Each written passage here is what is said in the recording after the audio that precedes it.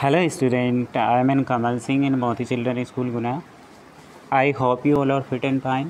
Dear student, आज की class की हिंदी आरोह भाग 1 करेंगे हम, जिसमें हमारा आज का टॉपिक है गद्य खंड का फर्स्ट चैप्टर नमक का दरोगा, जिसके लेखक हैं मुंशी प्रेमचंद जी।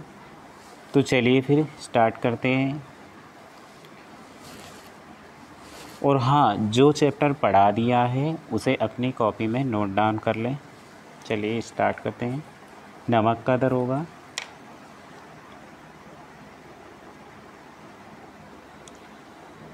पाठ के साथ चलिए फर्स्ट क्वेश्चन है हमारा, कहानी का कौन सा पात्र आपको सर्वाधिक प्रभावित करता है। इस कहानी का कौन सा पात्र है जो आपको सर्वाधिक प्रभावित करता है। चलिए नोट करिएगा। कहानी का नायक दारोगा वंशीधर हमें सर्वाधिक प्रभावित करता है, जो ईमानदार, आज्ञाकारी, धर्मनिष्ठ तथा कर्मयोगी जैसे गुणों से युक्त एक दारोगा है। ठीक है। वह एक भ्रष्ट समाज में रहता है, जहाँ उसके पिता भी बेईमानी की सीख देते हैं। कहानी का एक पात्र पंडित आलोपीदीन दारोगा को खरीदने में असफल रहता है तथा नौकरी से निकाल देता है।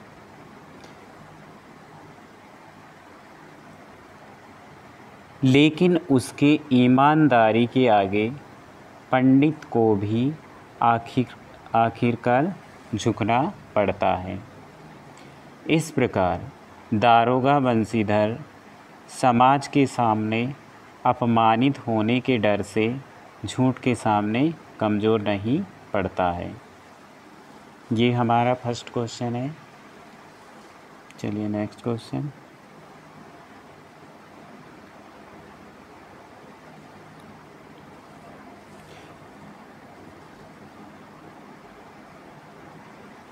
नमक का दारोगा कहानी में पंडित आलोपीदीन के व्यक्तित्व के कौन से दो पहलू पक्ष उभर कर आते हैं। कौन से दो पहलू या पक्ष उभर कर आते हैं, ये हमें लिखना है, नोट करिएगा।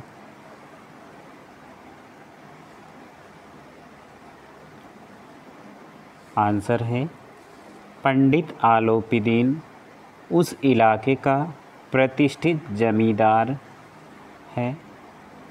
कहानी में उसके व्यक्तित्व के दो पहलू पक्ष उभर कर आते हैं। दो पहलू कौन से हैं? पहला पक्ष निंदनीय है, जब वह दारोगा को रिश्वत देने की कोशिश करता है, जिससे उसके भ्रष्ट व्यक्तित्व का पता चलता है। ठीक है। वह आरोपों से मुक्त होने के लिए कई छल प्रपंचों यानी कि षड्यंत्रों का सहारा लेता है, जिससे उसके चालाक व्यक्तित्व का भी पता चलता है। नोट करिएगा।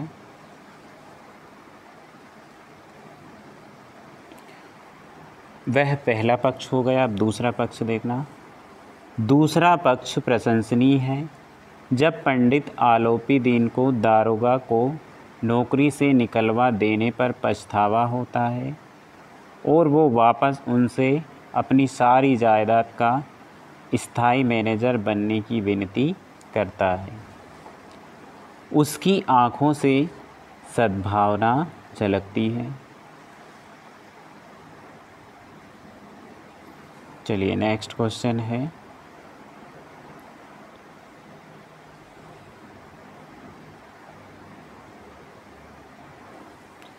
कहानी के लगभग सभी पात्र समाज की किसी न किसी सच्चाई को उजागर करते हैं। निम्नलिखित पात्रों के संदर्भ में पाठ के उस अंश को उद्धृत करते हुए बताइए कि वह समाज की किस सच्चाई को उजागर करते हैं। फर्स्ट है का वृद्ध मुंशी, खा वकील, गा शहर की भीड़। तीनों को बताना है। ठीक है, आंसर लिखें। का वृद्ध मुंशी, नौकरी में ओहदे की ओर ध्यान देना, ओहदा मतलब पदवी की ओर ध्यान देना, यह तो पीर की मजार है, निगाह चढ़ावे की ओर चादर पर रखनी चाहिए। ऐसा काम ढूंढना जहाँ कुछ ऊपरी आय हो, ऊपरी इनकम हो। मासिक वेतन तो पूर्ण मासी का चांद है जो एक दिन दिखाई देता है और घटते घटते लुप्त हो जाता है। इस उद्धरण में वृद्ध पिता समाज में व्याप्त भ्रष्टाचार की गहराई को व्यक्त करता है। घर की आर्थिक दशा इतनी दयनीय है कि वे अपने बेटे को भी रिश्वतखोरी का मार्ग अपनाने की सीख देते हैं। वे उसे नौकरी ढूंढने जाने से पहले ऊपरी आमदनी के फायदे समझाते हैं। जी का हो गया, आप खा पे आ जाइए। वकील, तो वकीलों ने यह फैसला सुना और उछल पड़े। इस कहानी में वकील पंडित आलोपीदीन के आज्ञा पालक तथा गुलाम थे तथा न्यायिक व्यवस्था में व्याप्त भ्रष्टाचार की झलक दिखाई पड़ती है। थर्ड है अपना गा, शहर की भीड़, जिसे देखिए वही पंडित जी के इस व्यवहार को पर टीका टिप्पणी कर रहा है। पंडित जी के इस व्यवहार पर टीका टिप्पणी कर रहा था। निंदा की बौछारें हो रही थी। मानव संसार से अब पापी का पाप कट गया। पानी को दूध के नाम से बेचने वाला ग्वाला कल्पित रोज नाम से भरने वाले अधिकारी वर्ग, रेल में बिना टिकट सफ़र करने वाले बाबा लोग, जाली दस्तावेज बनाने वाले सेठ और साहूकार, यह सब के सब देवताओं की भांति गर्दन चला रहे थे। तो प्रस्तुत उदाहरण से पता चलता है कि सब के सब भ्रष्टाचार में लिप्त हैं। ठीक है, लेकिन तमाशा देखने के लिए आतुर रहते हैं।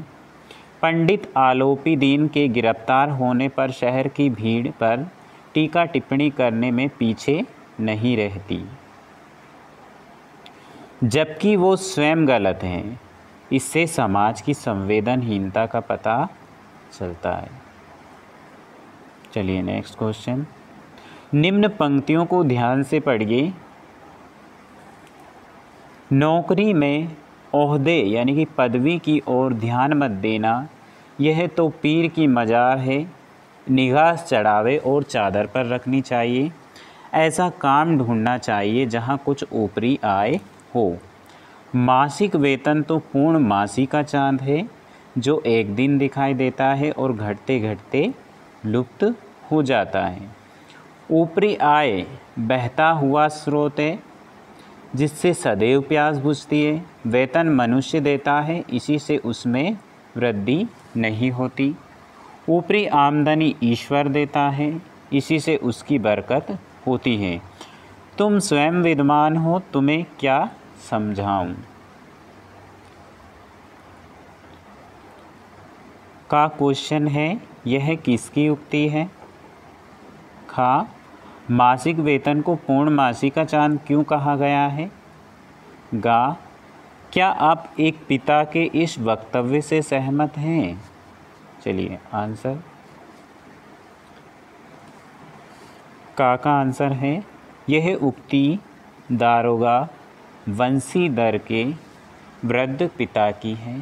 किसकी है। दारोगा वंशीधर के वृद्ध पिता की है। खा, जिस प्रकार पूर्ण मासी का चांद धीरे धीरे घटता जाता है, उसी प्रकार मासिक वेतन महीने के पहले दिन में मिलता है तथा ज़रूरतों को पूरा करते करते कम होता जाता है। पूर्णमासी का चांद धीरे धीरे लुप्त होता जाता है, उसी प्रकार महीने के अंत तक मासिक जो मंथली वेतन मिलता है वो पूरी तरह से समाप्त हो जाता है। गा, नहीं, मैं एक पिता के इस वक्तव्य से असहमत हूँ। ऊपरी आय या रिश्वत लेना गलत बात है। जितनी खुशी ईमानदारी से नौकरी करने में मिलती है, उतनी खुशी अधिक पाने की लालसा में ऊपरी आमदनी से नहीं मिलती। ठीक है, चलिए 5th क्वेश्चन। नमक का दारोगा कहानी के कोई 2 अन्य शीर्षक बताते हुए उसके आधार को भी स्पष्ट कीजिए। आंसर है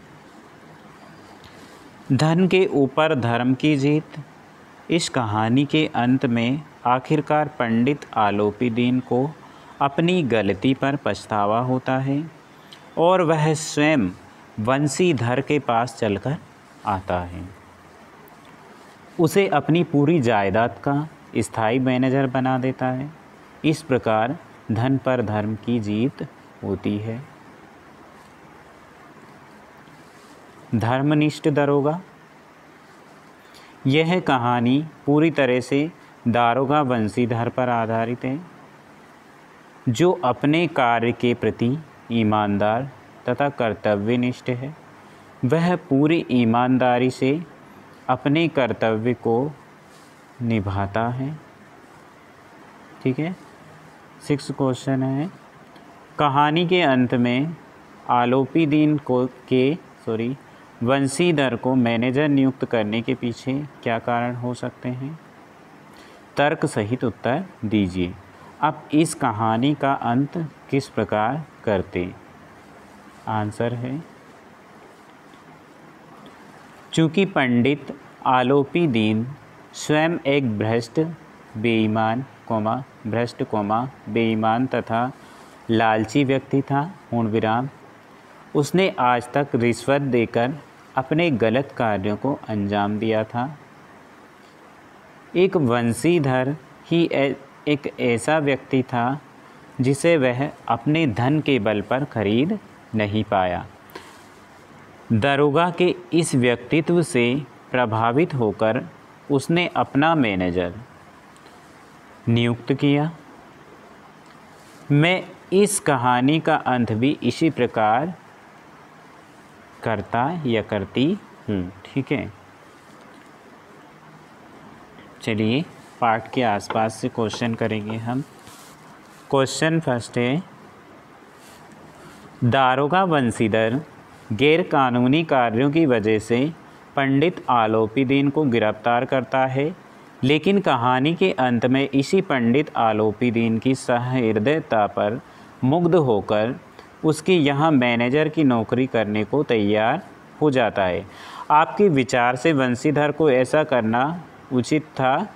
अगर आप उसकी जगह होते तो आप क्या करते? अगर आप उसकी जगह होते तो आप क्या करते? आंसर लिखें।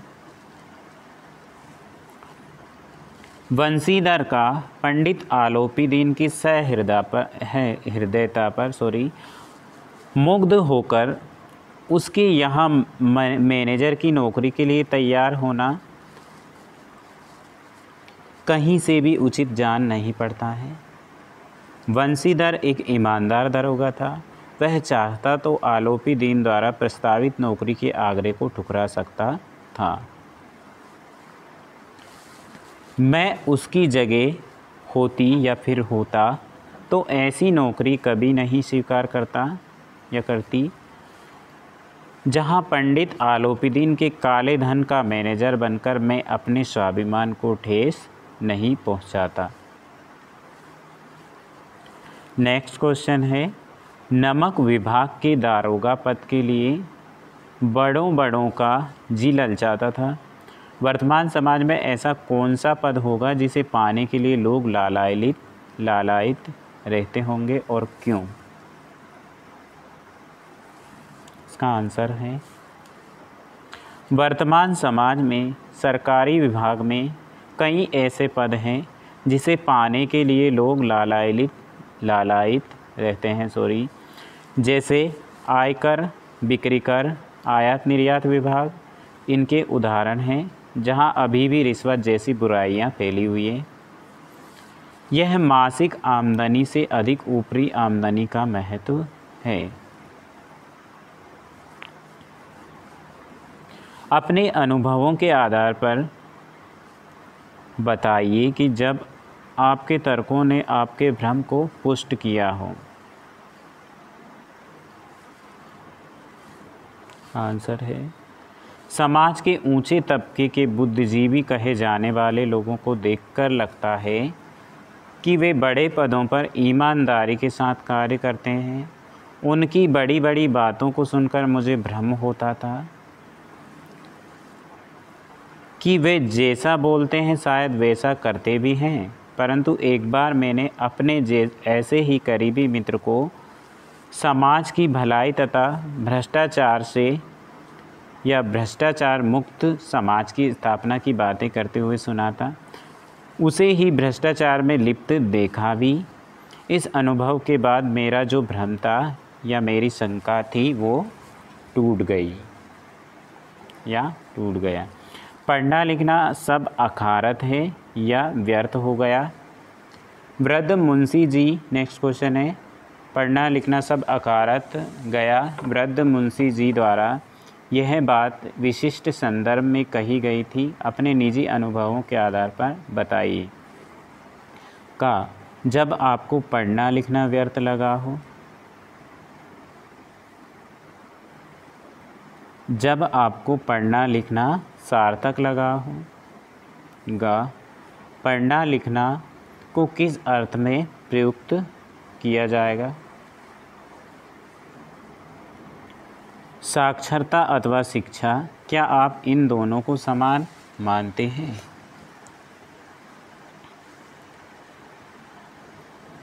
आंसर है, जब पूरी तरह शिक्षा ग्रहण करने के बाद भी मुझे अपने योग्यता के लायक नौकरी नहीं मिली तो लगा कि मेरा पढ़ना लिखना बेकार है।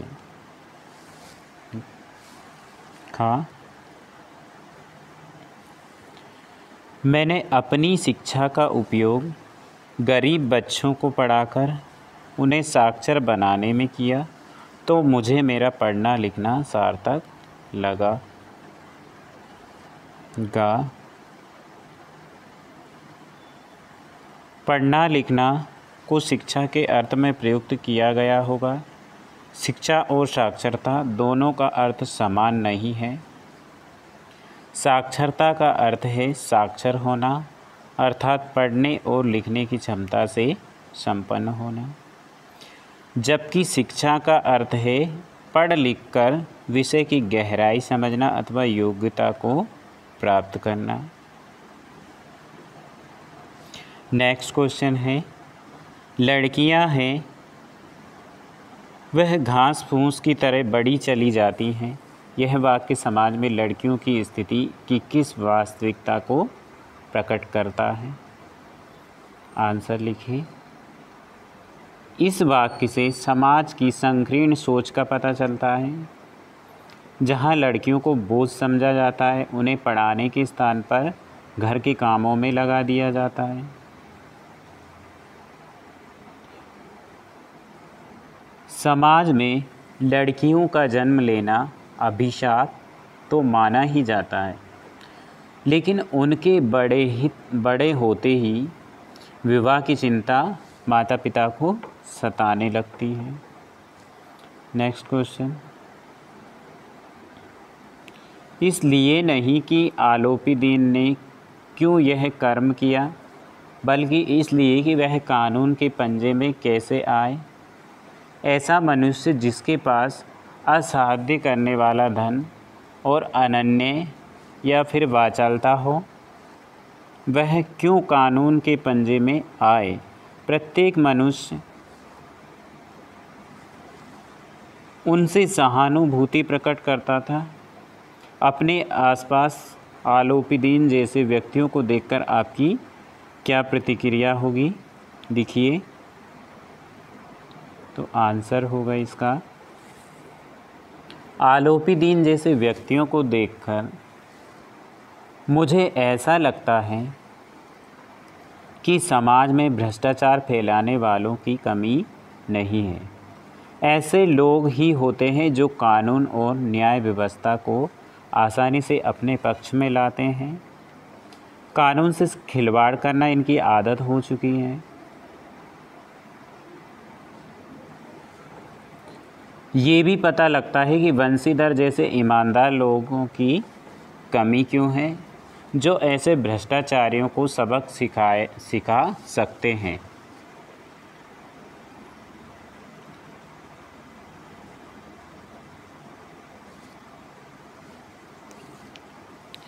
चलिए, आई होप कि जितने प्रश्नोत्तर अभी करवाए गए हैं सभी आपने नोट डाउन किए होंगे, ठीक है। चलिए फिर इसी के साथ हमारा लेक्चर यही समाप्त होता है। बाकी के क्वेश्चन हम नेक्स्ट लेक्चर में करेंगे, ठीक है।